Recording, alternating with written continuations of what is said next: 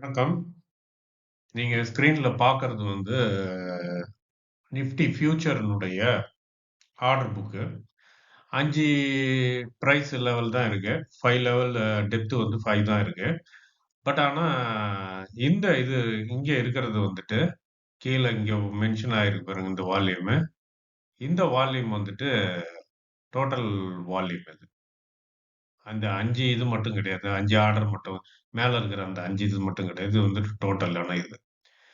நீங்க நிஃப்டில வந்துட்டு ட்ரேட் பண்ணணும் அப்படின்னு நினைச்சீங்க அப்படின்னாச்சுன்னா, ஃபர்ஸ்ட்டு காலையிலேயே வந்துட்டு நிஃப்டி ஃபியூச்சர வந்துட்டு ஓப்பன் பண்ணிடுங்க. கரண்ட் மந்த் எந்த மந்த் ஃபியூச்சரோ அந்த மந்த் ஓப்பன் பண்ணிட்டு, இந்த வால்யூத்த வந்துட்டு வாட்ச் பண்ணிக்கிட்டே இருங்க.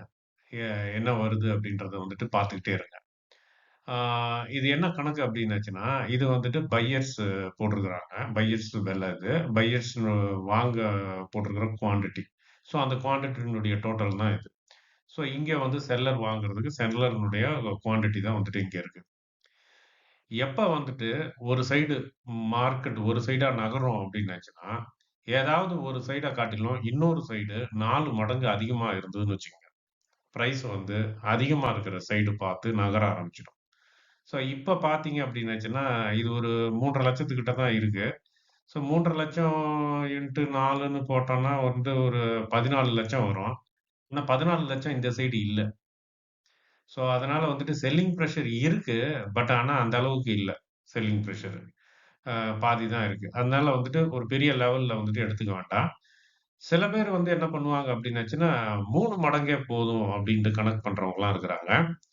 ட்ரேடிங் வியூ வந்து 4 மடங்கு சொல்றாங்க. இம்பேலன்ஸுக்கு.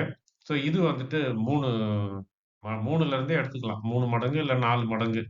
அத எடுத்துக்கிட்டு அதுக்கு தகுந்த மாரி எந்த சைடு பிரஷர் இருக்குன்னு பார்த்துக்கலாம். இது எப்ப உங்களுக்கு ரொம்ப யூஸ்ஃபுல்லா இருக்கும் அப்டின்னாச்சுன்னா, நீங்க ஒரு ஸ்கால்பரா இருந்தீங்க அப்டின்னாச்சுன்னா, எந்த சைடு வந்துட்டு எடுக்கிறது அப்டின்ற ஒரு தடுமாற்றம் இருந்ததுன்னா, வால்யத்த வந்துட்டு செக் பண்ணிக்கங்க. அந்த நேரத்துல செக் பண்ணாதீங்க. காலையில இருந்தே உங்களுடைய பார்வ வந்து வால்யத்து மேல இருக்கணும். அப்டி இருந்தா தான் அந்த வால்யூம் எந்த அளவுக்கு ஆகுது, அதுக்கு தகுந்த மாரி பிரைஸ் என்ன ஆகுது, அதுக்கு வால்யூம் ஏறுறதுக்கு தகுந்த மாரியே போதா, இல்ல அதுக்கு அகைன்ஸ்ட்டா போதா, அப்டின்றதெல்லாம் வந்துட்டு நீங்க புரிஞ்சுகிட்டு ஸ்கேல்பிங் பண்றதுக்கு வந்துட்டு ரொம்ப ஈஸியா இருக்கும். வால்யூம் இப்போ ஃபார் எக்ஸாம்பிள் இந்த சைடு ஏறிக்கிட்டே இருக்கு. ரெட்டு.